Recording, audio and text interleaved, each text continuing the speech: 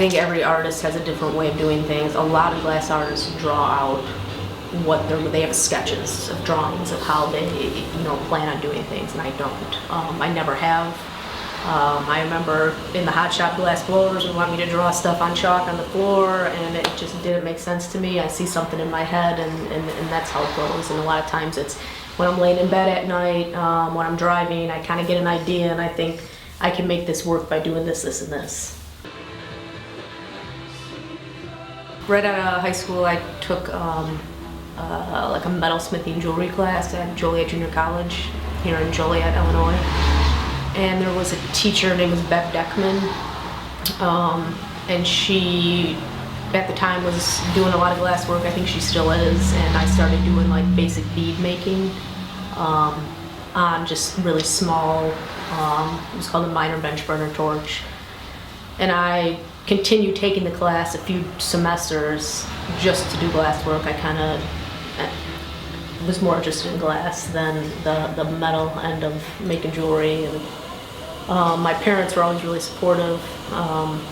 They helped me purchase my own equipment, and then I worked out of their basement on and off for probably close to 10 years.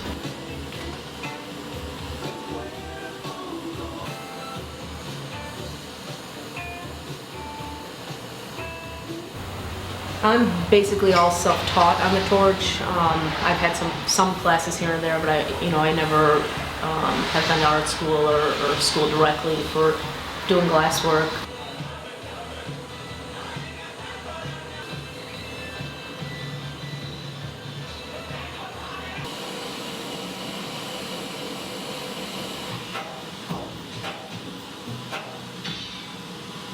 I and a friend of mine had her cat passed away, and she gave me some of her cat's cremains to try it out, and I gave it a try, and I've been working on it since then, and that's how I got involved in the local funeral industry and working with hospice. It's very fulfilling. It's, when I have families come here and they're in tears and they're thanking me over, helping them grieve the loss of their loved one. It's, unless you go through it, you don't know how it feels, and I never thought 15, 16, 17 years ago I was gonna, work in the funeral industry, and I am now, and I love it, and it's, it's a really, really good feeling, to do that, so. I try to have people come in. I do a lot of work locally. I love working locally. I love it. I love the customers being able to come here and talk to me and have a conversation, shake their hand, meet them, learn about if it was their pet or, a human loved one that passed away. A lot of customers will contact me and say, how do I order off your website? And I don't have that on my website for this reason, because I feel like if people are out of state, I'd rather have them call and communicate with me about what they want so I can make it mean more to them, so it could be more custom. So you say if you were local and you wanted to get a cremation piece done, you could come to my studio, we'd meet, we could kind of look at different colors I have in glass, you could kind of look at some of my example pieces, and then give me your ideas of what you're looking to have done. And then I can kind of take it and say, okay, well, if you're, wanting this, why don't we use this, or, different stuff like that to give you my advice and say, well, if we do this, this might happen, but if they're okay with that, then I'm all good with it, and we'll go from there, so.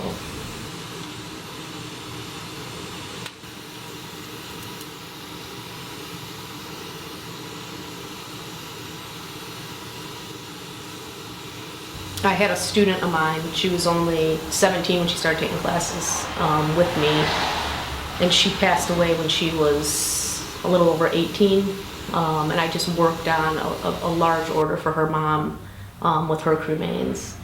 And it's a whole different perspective when you know the person you're working on, and I kind of put the order off for a little bit because it's emotional, and then it just got to a point that I was like, okay, I gotta go in and I gotta do this, and I put certain music on and I worked, and it helped me also deal with the grief of her being gone at such a young age.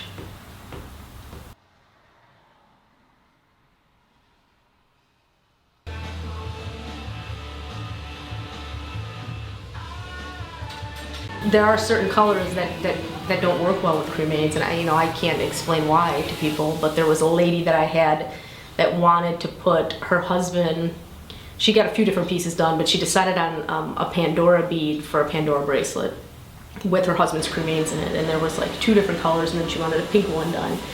And I probably made 6 of those beads with his cremains in it, and they cracked every time. And I can't tell you why they cracked, they just did. And finally I just said to her, like, I don't think your husband wants me in pink. And she loved it. And was like, okay, we'll use a different color. And she was like, I think you're right. I don't think my husband would want to be in pink. And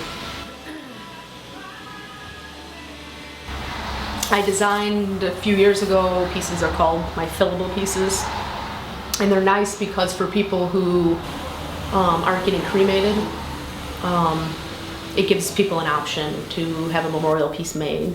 So for like a pet or a human, you can take clippings of hair, and I could put those in the fillable piece. And it's basically a circle pendant, and it has like a chamber in it that I put a hole in it, and then I basically epoxy it plug on. But I could also, like my grandfather just passed away, and I'm making a bunch of fillable pieces with his hair, and then also flowers from his wake mixed in. But I could also do like sand from a beach, like if you want to memorialize like a wedding or something, things like that. So not just, on the death end of it.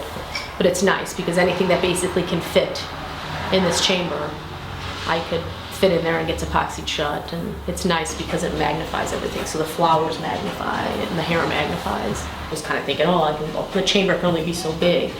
And now, the type of artist I am, I'm thinking, now that I'm spending so much time on these fillable pieces, it's like the wheels are turning, and I'm thinking, well, if I could do this, well, I could do it even bigger.